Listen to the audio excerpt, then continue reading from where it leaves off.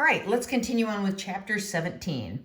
So I wanted to stop and begin again at this point because the next couple slides are kind of one of the weirdest and, at least for me, hardest to wrap my mind around parts of the immune system. And it's pretty amazing. And what's really amazing to me is that what I'm going to talk about next actually happens before you are born too. So yeah, as you're in utero, you're developing, your immune system is developing as well. And one of the things that your immune system does, and this is all done pretty much by the time you are born, is it determines how to tell your cells apart from anything that might be foreign, such as any virus or bacteria, any type of pathogen that you might encounter in your lifetime. And so the way it does it is, first of all of your cells, every single cell in your body has a cluster of proteins that we call the major histocompatibility complex. Okay, we abbreviate that MHC. And it's basically a cluster of proteins that define you as you, and it's unique to you. Okay, so you'll notice, like, if someone's looking like their kidneys are failing, they need a kidney transplant, normally they're more likely to find a donor in someone who's related to them or that they share some DNA with. And because they share DNA, they're likely to have some of these clusters of proteins in common, and that makes them less likely to reject the organ that's being donated to them, as opposed to a person, a complete stranger, someone that's not related to you genetically at all. Okay, so first part of this is all of our cells have a cluster of proteins called the major histocompatibility, major histocompatibility complex, and it defines you as you, or your cells as self. Okay, and what that means is any type of foreign substance then is going to be seen as non-self. So what happens when you are a fetus, when you're developing in utero, is a process whereby all of your future antibody producing lymphocytes are screened, for lack of a better word. And when there is a potential lymphocyte that could produce an antibody against you, it's destroyed. So the only lymphocytes that are allowed to live are the ones that are producing antibodies against foreign substances in the future. I mean, that's the mind-boggling part to me. It's like, how do your genetics know what you're going to encounter in your lifetime? But it's just the way it works. It's what the research has shown how this works, but it's pretty mind-boggling. Okay, so let's go past this. So the process that I just talked about is called, you can call it one of two things. I guess if you're a glass half full person, you can call it clonal selection. What that means is that any future lymphocytes that could produce antibodies against foreign substances are selected and allowed to live. Any antibodies or any lymphocytes that could produce antibodies against you are destroyed or deleted. That's the clonal deletion part. Okay, so yeah, that happens before you're born. If it didn't happen, you basically could die before you were born as a result of a really severe autoimmune disease where your antibodies attacked you in utero. The fact that you were all born and you're all walking around and you've made it to this stage of your life, first of all, it means that you have a really good genetic combo, okay, or you wouldn't have lasted this long. But it also means that the process of clonal selection and clonal deletion worked, okay, because you were born and you were born healthy. So just as a reminder, these cluster of proteins found on every single one of your cells that define you as you are called the MHC or major histocompatibility complex. Okay, this is going to become important because it's part of the way that T cells and B cells are activated to do what they do in your specific immune system. Let me grab a swig of my Bang here. Okay, so I kind of talked about this a little before, but two of the things that make your immune system awesome and able to do what it's going to do are, first of all, it's really specific. Okay, when you produce antibodies, let's say against varicella zoster, those antibodies are only going to react with the varicella zoster virus. They're not going to cross-react to cells of your GI tract or your skin cells or any other type of cells. The tips of the antibodies that bind with the antigen are super, super specific. Okay, so that's one part that's awesome. You don't have to worry about cross-reacting antibodies, except in the rare occasion of autoimmune diseases, which I mentioned, but those are actually very rare occurrences, statistically speaking. The other part that's awesome is your specific immune system has a very wide diversity. And we also have another term for diversity. It's called heterogeneity.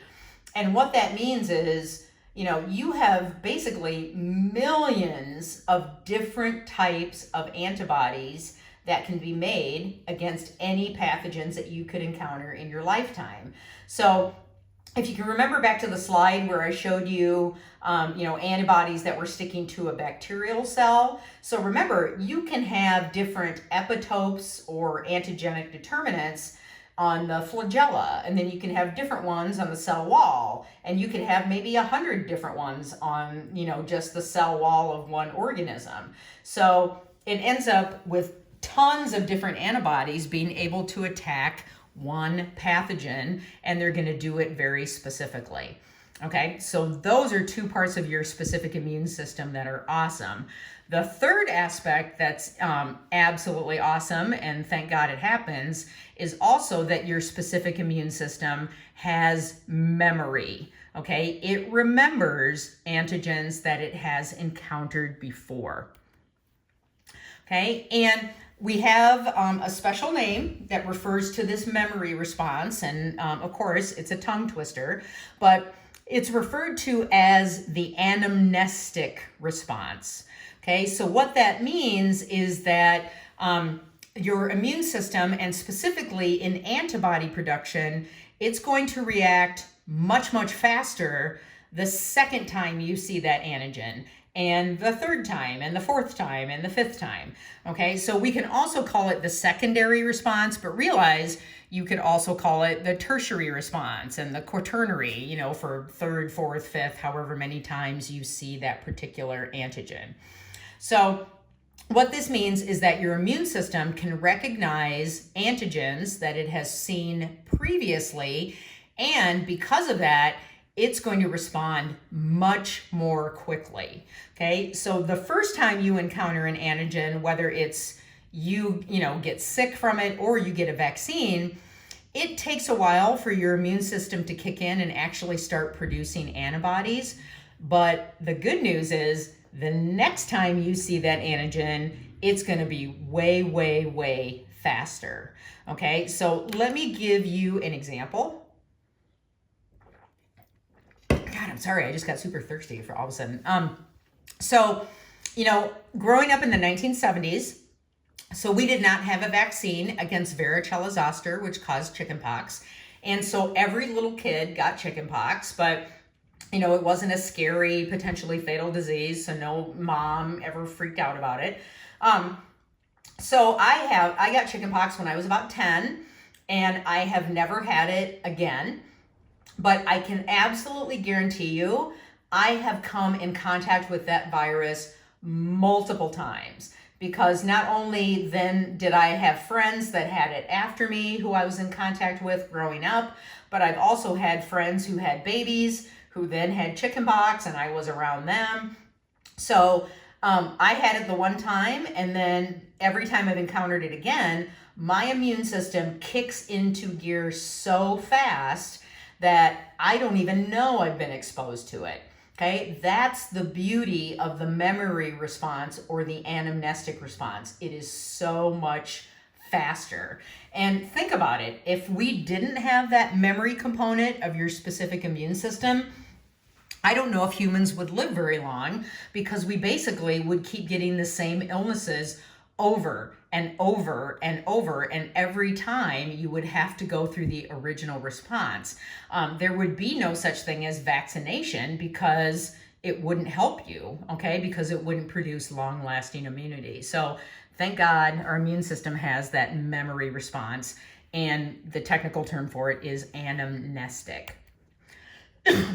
Okay, so now we're to the point where I attached some documents in the Unit 4 PowerPoints module.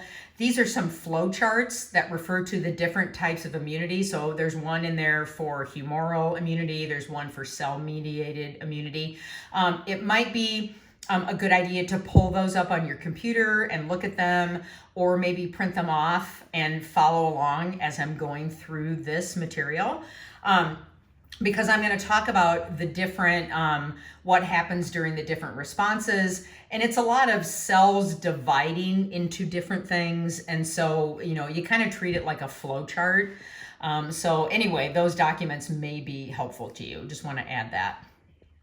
Okay, so first of all, let's talk about humoral immunity. And humoral refers to B cells, okay? So humoral, bone marrow. I always think of humerus, which is a bone. That's how I remember it. So humoral, we're talking about B cells. So the way this works, and it doesn't sound like the most efficient system, but I'm just going to tell you the way it works. That's been shown by, decades and decades of research. And obviously it does work because we're alive, okay, at this point, and we tend to live pretty long lifespans. Okay, so in your genetics, each one of your immature B cells has been programmed to respond to a specific antigen. And once that B cell, it has to encounter the antigen as it floats around in your bloodstream. Okay, so that doesn't sound very efficient. You basically have one cell, one B cell, and then one antigen, and they have to float around your bloodstream until they find each other. Okay, but it works. They eventually do. So when that happens, and the reason they can recognize each other is because whatever antibody that B cell is supposed to produce, it makes a little bit of it, and it displays a few of those antibody molecules on its surface. Okay, so you've got the B cell with a few of its antibodies cruising around. It encounters its specific antigen, and when that happens, that B cell will divide to form memory cells and then plasma cells. Okay, so the clone is basically the fact that it's dividing. That's what that's referring to.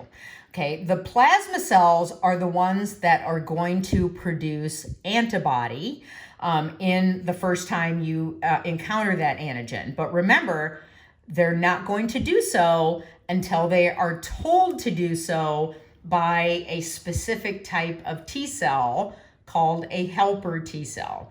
But the B cell encounters its antigen, and it does go through this division, but then it stops, okay? And it waits for the T cell to tell it what to do.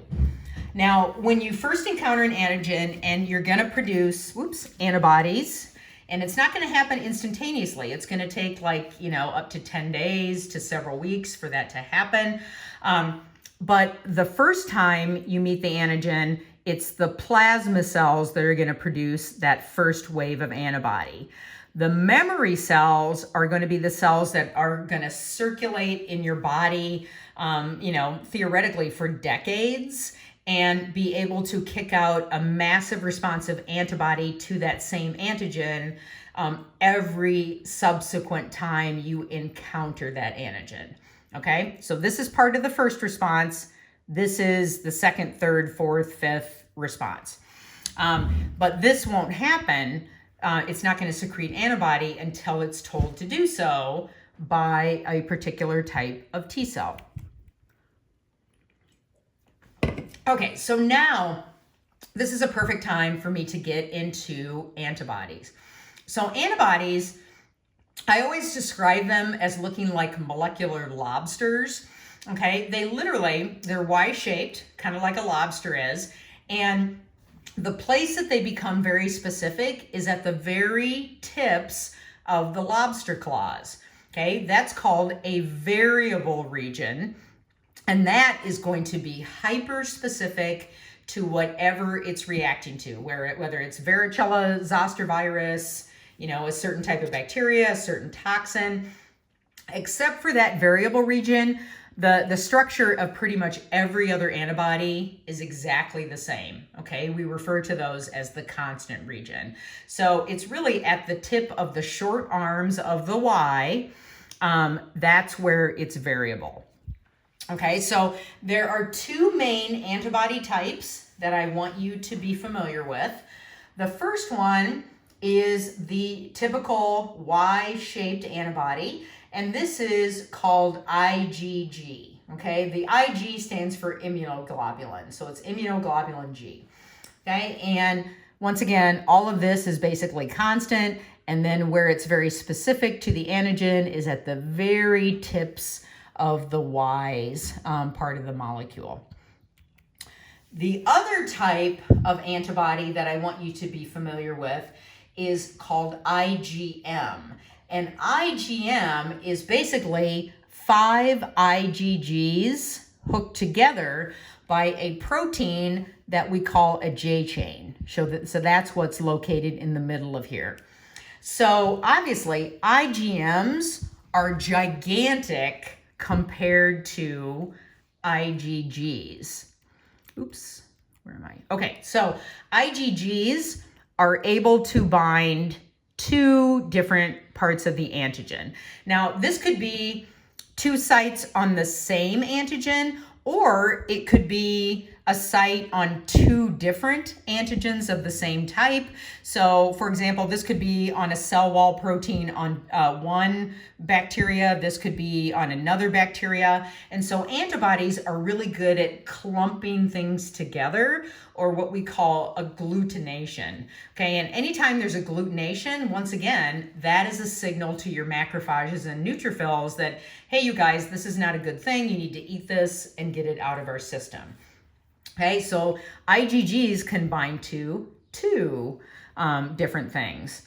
IgMs can bind to 10 different things. And theoretically, these could be 10 different bacteria. Okay, it's going to be the same antigenic determinant, but it could be on 10 different cells. It could be on 10 different viruses. So IgM is really, really, really good at causing clumping or agglutination of different antigens. So kind of the way I think of it is, if we're talking, think about the military. IgM to me is like the heavy artillery. It's like the tanks, okay, and the really big machines. Whereas IgG is the infantry, okay? It's the individual soldiers that are out there, whereas IgM is, okay, this is the big guns, okay? So those are the two types of antibodies that I want you to know for the quiz and the exam, IgG and IgM. Now, how are they connected? All right, so remember, an antigen has to recognize its specific B lymphocyte, and the B lymphocyte has been genetically pre-programmed to recognize that particular antigen. Okay, it's literally like Prince Charming cruising around until he finds his Cinderella. And once they find each other and combine, the B cells then divide to form plasma cells and memory cells, okay? But then that stops right there. And it won't start producing antibodies until a particular type of T cell tells it to do so. When it does get the go-ahead from the T cell, you're going to see antibodies, and this is the first time that the person encounters that particular antigen. The antibodies are going to start being produced, in about a week, and they'll be in the person's system until about 10 weeks. So when you think about this time frame, this is actually what you're hearing about in the news a lot about COVID-19, because the way you can tell if someone's been exposed to COVID-19 is to check their serum and see if they have antibodies against it. Okay, the question, however, is we don't know if those antibodies are going to be there for about 10 weeks and then they go away, which would mean that that person would be susceptible to getting infected again, or are those antibodies going to last a long time? That's kind of where we're at right now with COVID-19. We just don't have enough information to know the answer to that. The dream would be that there's actually memory cells floating around that are going to make people long-term immune against COVID-19, but we just don't have that information yet. Okay, so the first time you encounter an antigen, the first antibodies that are going to be produced are going to be those gigantic antibodies called IgM. Okay, and these are going to go out there, they're going to try to clump or agglutinate as much of that virus, or bacteria or toxin or whatever it is, and do that to signal to your neutrophils and macrophages, get this out of here, it's bad, it's foreign. Okay, then at some point, you're going to switch over to making IgG, okay? And the IgG is kind of there to just kind of do a cleanup. Let's get rid of any of the antigen that maybe the IgM missed. Or, if it's a bacteria or a virus, was it able to replicate or reproduce? So it's kind of a second wave to clean up the infection. Okay, then the antibodies go away, but the beauty is that the memory cells that can remember that particular antigen are still going to be in your system, and they're going to be there hopefully for decades. So that's the first time you see the antigen. Okay, the next time you encounter that antigen, now this is where memory cells come into play, and the antibody production not only is going to be much faster, but it is going to be massive compared to the first time you saw that antigen. And this time, it's not IgM, it's IgG, but you're going to produce a ton of it. Okay, so let me show you this graph, and I know graphs can be confusing, but this one actually kind of, I think, helps clarify things. Okay, so let's pick let's pick varicella zoster, okay? And let's pretend there's no vaccination to it, okay? So the first time you get exposed to the virus that causes chickenpox, in about 3 to 4 days, hopefully the B cell that's pre-programmed to be able to produce antibodies is going to recognize it. It's going to differentiate into plasma cells and memory cells. And then if your T cells are working properly, it's going to give that plasma cell the go-ahead to start producing antibodies. Okay, IgM is shown in hot pink, IgG is shown in black. So the first time you see that antigen, it's not a massive response, but yeah, we're going to kick out some IgM.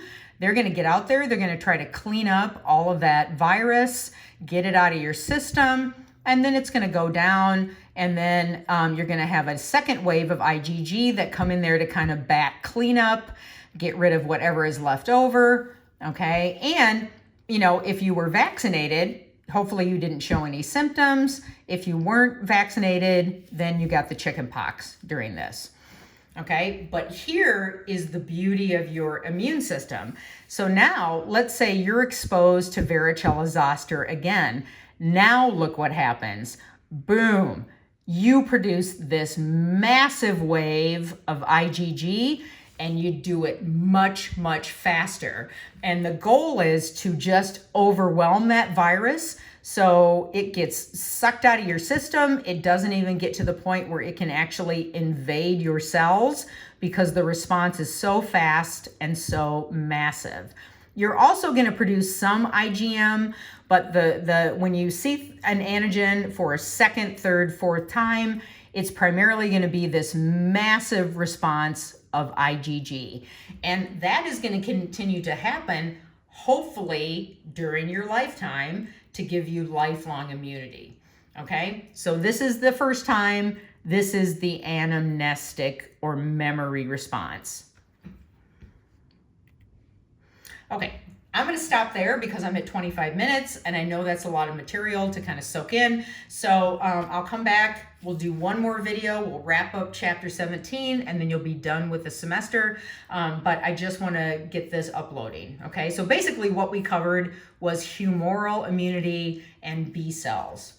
Okay, thanks.